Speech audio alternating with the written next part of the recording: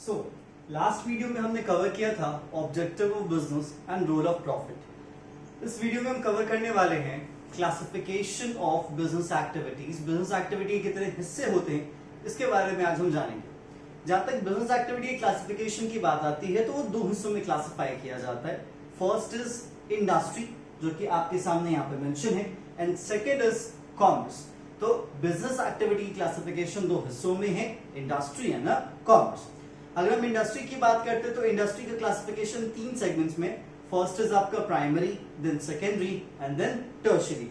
जब हम कॉमर्स की क्लासिफिकेशन की बात करते हैं तो कॉमर्स की क्लासिफिकेशन दो हिस्सों में की जाती है, first is trade and second is auxiliaries to trade.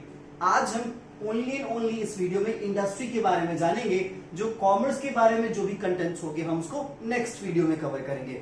तो आज हम बिजनेस एक्टिविटी की क्लासिफिकेशन में हम यहाँ पे पहले हिस्से की बात करेंगे जो है इंडस्ट्री। सबसे पहला सवाल आता है, भाई इंडस्ट्री है क्या? What do you mean by industry and what do you understand by the term industry? देखो भाई, जहां तक इंडस्ट्री की बात आती है तो आप ये कह सकते हो कि इंडस्ट्री एक एक्टिविटी है या फिर इंडस्ट्री में कुछ एक्टिविटीज होती हैं जिन एक्टिविटीज का जो रिश्ता होता है वो रॉ मटेरियल से फिनिश गुड्स के कन्वर्जन का होता है। तो आप ये फॉर्मली डिफाइन कर सकते हो that industry refers to the activities in which raw materials is converted into finished products. या फिर आप ये भी कह सकते हो कि इंडस्ट्री आमतौर पे सेट ऑफ फॉर्म्स हैं या फिर समिशन ऑफ फॉर्म्स हैं या फिर कलेक्शन ऑफ फॉर्म्स हैं। ठीक है, अब कलेक्शन ऑफ फॉर्म्स या सेट ऑफ फॉर्म्स का मतलब क्या? फॉर्म का मतलब होता है एक सिंगल बिजनेस यूनिट। क्या होता है? Single business unit. लेकिन जब आप मल्टीपल बिजनेस यूनिट को एक साथ ऐड करते हो तो क्या बन जाता है? इंडस्ट्री। एग्जाम्पल के तौर पे आप लीजिएगा, जैसे हम बात करते हैं टेलीकॉम इंडस्ट्री। किसकी बात करते हैं? Telecom industry. जहां तक टेलीकॉम इंडस्ट्री की बात आती है, टेलीकॉम इंडस्ट्री में कौन कौन से हैं? तो टेलीकॉम इंडस्ट्री में आपका जियो आ जाता है। टेलीकॉम इंडस्ट्री में जो फर्म्स है, मैं फर्म के बारे में बता रहा हूं, कौन कौन से कंपनीज हैं। तो जियो एक कंपनी हो गई, ठीक है। उसके साथ साथ आपका एयरटेल एक कंपनी हो गया, BSNL एक कंपनी हो गया, वी जो कि वोडा और आइडिया का मर्जर है वो एक कंपनी हो गया। तो ये सभी इंडिविजुअल क्या है? फर्म्स हैं। क्या है? फर्म्स हैं। जब हम इन सभी को ऐड करते हैं, मिला देते हैं, तो फिर हमें क्या मिलता है? हमें मिलता है टेलीकॉम इंडस्ट्री। उस तरीके से आप सीमेंट इंडस्ट्री की बात कर सकते हो। तो सीमेंट इंडस्ट्री में बहुत सारी कंपनीज हैं, अंबुजा हो जाता है, भांगर हो जाता है, ऐसी बहुत सारी कंपनीज हैं, बहुत सारे फर्म्स को जब हम मिलाते तो हमें क्या मिलता है? इंडस्ट्री मिलता है। तो आप इंडस्ट्री को दोनों तरीके से डिफाइन कर सकते हो दैट इंडस्ट्री में बहुत सारी फर्म्स आ जाती हैं, या फिर आप कह सकते हो industry refers to the activities in which raw materials are converted into finished products. अब जहां तक बात आती है इंडस्ट्री का जो क्लासिफिकेशन है वो तीन हिस्सों में है, primary industry, secondary industry and tertiary industry. तो सवाल है प्राइमरी इंडस्ट्री क्या होता है, सेकेंडरी क्या होता है, टर्शियरी क्या होता है? चलिए अभी हम सबसे पहले जान लेते हैं प्राइमरी इंडस्ट्री क्या होता है।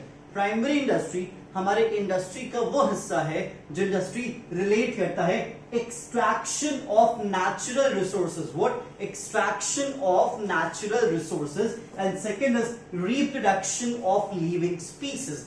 अब बात आती है एक्सट्रैक्शन ऑफ नेचुरल रिसोर्सेज का मतलब क्या होता है? देखो भाई, एक्सट्रैक्शन का सिंपल सा मतलब होता है निकालना। ठीक है, जैसे अगर हम अर्थ से मिनरल्स निकालते हैं वो क्या कहा जाएगा? एक्सट्रैक्शन कहा जाएगा। या फिर हम फॉरेस्ट से ट्रीज को कट करके निकालते हैं तो वो क्या हो जाएगा? वो भी एक्सट्रैक्शन ही कंसिडर किया जाएगा। तो this is what we call extraction of natural resources. लेकिन अगर हम रिप्रोडक्शन ऑफ लिविंग स्पीसीज की बात करते हैं तो आप कह सकते हो पोल्ट्री फार्मिंग, ठीक है, आप कह सकते हो फिशरीज, ठीक है। तो ये सब आपके रिप्रोडक्शन ऑफ लिविंग स्पीसीज में काम किया जाएगा। प्राइमरी इंडस्ट्री का जो डिवीजन है वो दो हिस्सों में है, first is extractive industry and second is genetic industry. सवाल ये एक्सट्रैक्टिव इंडस्ट्री क्या है और जेनेटिक इंडस्ट्री क्या है? एक्सट्रैक्टिव इंडस्ट्री प्राइमरी इंडस्ट्री के उस हिस्से को कहा जाता है जो स्पेशली, जो exclusively extraction of natural resources से क्या करता है? डील करता है। जैसे मैंने क्या कहा? माइनिंग, ठीक है। तो माइनिंग क्या है? एक्सट्रैक्शन है। तो जो माइनिंग जैसी एक्टिविटीज हैं वो सब किस में आएंगी? एक्सट्रैक्टिव इंडस्ट्री में आएंगी। जैसे जंगलों में जाके पेड़ काटना, फिर उस पेड़ को टिम्बर तक पहुंचाना, क्या करना? टिम्बर तक पहुंचाना, बड़े बड़े लॉग्स जो होते हैं, तो वो भी किस में आ जाएगा?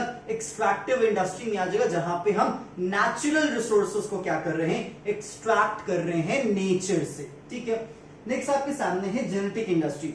जहां तक जेनेटिक इंडस्ट्री की बात आती है तो जेनेटिक इंडस्ट्री स्पेसिफिकली रिलेट करती है आपकी रियरिंग एंड ब्रीडिंग, किससे? Rearing and breeding of living organisms. ठीक है, अब रियरिंग और ब्रीडिंग का मतलब क्या होता है? देखो भाई, रियरिंग का सिंपल सा मतलब होता है कि किसी भी जानवर को या फिर किसी भी लिविंग बीइंग्स को पालना, ठीक है, और उसका जो आउटपुट जिसका प्रोड्यूस है उसका इस्तेमाल करना। जैसे फॉर एग्जांपल अगर हम गाय को पालते हैं और गाय को पालते हैं, उससे दूध निकालते फिर दही वही बना के जो भी हम बेचते हैं, ठीक है, this is what we call rearing. लेकिन अगर हम गाय को पालते तो गाय की ब्रीडिंग भी करते हैं, ठीक है, फिर उससे उसका जो बछड़ा होता है या फिर जो भी होता है, जो काल्फ होता है, हम उसको फिर आगे यूज करते हैं, फिर हम उसको अच्छे से केयर करते हैं, फिर जाके वो हमारे लिए प्रिपेयर होता है। तो इसीलिए आप जेनेटिक इंडस्ट्री की बात करते हैं तो आप यहाँ पे रियरिंग और ब्रीडिंग ऑफ लिविंग ऑर्गेनिज्म या लिविंग स्पीसीज की बात आएगी। जैसे फिशरी हो जाता है, उसी के साथ साथ बी कीपिंग का आप एग्जांपल ले सकते हो, उसी के साथ साथ आप कैटल फार्मिंग का एग्जांपल ले सकते हो। तो ये सब आपके जेनेटिक इंडस्ट्री का क्या माना जाता है? पार्ट माना जाता है। तो मीन्स आपको प्राइमरी इंडस्ट्री क्लियर हो चुका होगा। नेक्स्ट हम बात करते हैं सेकेंडरी इंडस्ट्री की।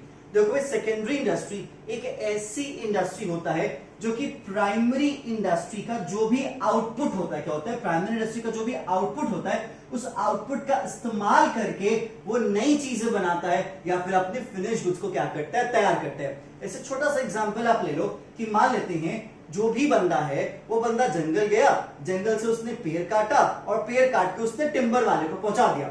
अब टिम्बर वाला क्या करता है? उसको छोटे छोटे पीसेस में कन्वर्ट करता है, छोटे छोटे पीसेस में कन्वर्ट करने का उसको फर्नीचर बनाता है, उन पीसेस से क्या करते हैं? वो फर्नीचर बनाता है। तो जो फर्नीचर वाला सिस्टम है वो सेकेंडरी इंडस्ट्री का पार्ट माना जाएगा, लेकिन जंगलों से जाके पेड़ काटना और पेड़ काट के लेके आना वो प्राइमरी इंडस्ट्री में काम किया जाएगा। आयरन ओर निकालना, क्या करना? आयरन ओर निकालना माइनिंग के थ्रू, ठीक है, वो क्या माना जाएगा? Primary industry. लेकिन उस आयरन ओर को पहुंचाया जाएगा कहां पे? सेकेंडरी इंडस्ट्री में, और फिर वहां से आपकी जो प्रॉपर प्योर आयरन होगी उसको निकाला जाएगा। क्लियर? क्या? क्रूड ऑयल निकालना, क्या करना? क्रूड ऑयल निकालना जमीन के नीचे से, this is what we call primary industry. लेकिन क्रूड ऑयल से पेट्रोल अलग करना या डीजल अलग करना या फिर वैसलीन अलग करना, this is what we call secondary industry. ठीक है, यहां से हनी निकालना क्या हो जाएगा? प्राइमरी इंडस्ट्री का हिस्सा। लेकिन उस हनी का इस्तेमाल कॉस्मेटिक्स में, सोप्स में, वहां पे यूज करना, this is what we call secondary industry. तो इसीलिए कहा जाता है कि प्राइमरी का जो आउटपुट होता है वो सेकेंडरी का क्या बन जाता है? इनपुट बन जाता है। क्लियर? क्या? तो अगर आपसे कोई पूछे कि बताओ सेकेंडरी इंडस्ट्री क्या, तो आप फॉर्मली यही कह सकते हो that secondary industry refers to the industry which use the output of primary industry as a input or which use the finished goods of primary industry as a raw material for the manufacturing or producing or processing of another goods. Clear? तो चलिए, ये तो बात होगी secondary industry की। इस तरीके से प्राइमरी इंडस्ट्री में बाइफरकेशन एक्सट्रैक्टिव एंड जेनेटिक के बीच में, आपकी सेकेंडरी इंडस्ट्री में भी डिवीजन है मैन्युफैक्चरिंग और कंस्ट्रक्टिव इंडस्ट्री के बीच में। तो सवाल आता है कि मैन्युफैक्चरिंग इंडस्ट्री क्या होता है? देखो भाई, जहां तक आपके मैन्युफैक्चरिंग इंडस्ट्री की बात आती है तो मैन्युफैक्चरिंग इंडस्ट्री एक ऐसी इंडस्ट्री है जो कि प्रॉपर्ली प्रोडक्शन या फिर मैन्युफैक्चरिंग या फिर प्रोसेसिंग इन जैसी एक्टिविटीज से क्या करता है? डील करता है। ठीक है, जैसे अगर हम मैन्युफैक्चरिंग की बात करते हो तो आप ये कह सकते हो क्रिएशन ऑफ यूटिलिटी या फिर वैल्यू एडिशन जैसी चीजें आपकी मैन्युफैक्चरिंग इंडस्ट्री में होती हैं। जो मैन्युफैक्चरिंग इंडस्ट्री से हमें जो गुड्स मिलता है वो गुड्स मेजरली दो तरीके का होता है, एक होता है कंज्यूमर गुड्स और एक होता है कैपिटल गुड्स। ध्यान से सुनिएगा, मैं कह रहा हूं सेकेंडरी इंडस्ट्री में जो मैन्युफैक्चरिंग इंडस्ट्री आता है, मैन्युफैक्चरिंग इंडस्ट्री से जो हमें आउटपुट मिलता है वो आउटपुट दो तरीके का होता है, वो जो गुड्स होते हैं वो दो तरीके के होते हैं, एक होता है कंज्यूमर गुड्स, दूसरा होता है कैपिटल गुड्स। सवाल है कंज्यूमर गुड्स क्या होता है और कैपिटल गुड्स क्या होता है? कंज्यूमर गुड्स आमतौर पे उन गुड्स को कहते हैं जो कि किसी भी कंज्यूमर के नीड एंड वांट को डायरेक्टली सैटिस्फाई करता है। लाइक अगर हम बटर का इस्तेमाल करते हैं, अगर हम ब्रेड का इस्तेमाल करते हैं तो ब्रेड एंड बटर हम डायरेक्टली खा लेते हैं। ठीक है, तो वो जो चीज हो जाती है वो क्या कही जाती है? कंज्यूमर गुड्स कही जाती है। क्या कही जाती है? Consumer goods. हम जाते हैं, कपड़े खरीदते हैं, पहन लेते हैं, तो ये जो ब्रेड एंड बटर है, जो शुगर की आप बात कर सकते हो, या फिर जो क्लोथ्स हैं, ये हमारे नीड एंड वांट को डायरेक्टली सैटिस्फाई करिए, दैट्स हम इसे क्या कहेंगे? Consumer goods. तो सर कैपिटल गुड्स किसको कहेंगे? तो कैपिटल गुड्स आमतौर पे उन गुड्स को कहा जाता है जो गुड्स फर्दर प्रोडक्शन में क्या करते हैं? हेल्प करते हैं। जैसे फॉर एग्जांपल अगर कोई ट्रैक्टर मैन्युफैक्चर है तो उसने ट्रैक्टर बनाया, लेकिन उस ट्रैक्टर की मदद से हम यहाँ पे खेतों में अनाज पैदा कर सकते हैं। तो ट्रैक्टर मशीनरी जैसी चीजें यहाँ पे क्या मानी जाती हैं, कैपिटल गुड्स मानी जाती है, क्योंकि ये चीजें किसी और दूसरी चीजों को बनाने में हमारी क्या करती हैं, मदद करती हैं। इस बात को आप ध्यान रख लीजिएगा। क्लियर क्या? तो कंज्यूमर गुड्स जिसको हम डायरेक्टली कंज्यूम करते हैं अपने नीडेड वांट को सेटिस्फाई करने के लिए, एंड कैपिटल गुड्स जिसका इस्तेमाल किया जाता है किसी नई चीज को बनाने के लिए। याद रख लीजिएगा इन दोनों में जो बेसिक डिफरेंस है वो एंड यूज का अंतर है। किसका? एंड यूज कौन कर रहा है, क्योंकि बहुत सारे ऐसे सामान होते हैं जो कि कंज्यूमर गुड्स भी कहे जाएंगे और ऐसे बहुत सारे सामान है जो कि कैपिटल गुड्स भी कहे जाएंगे।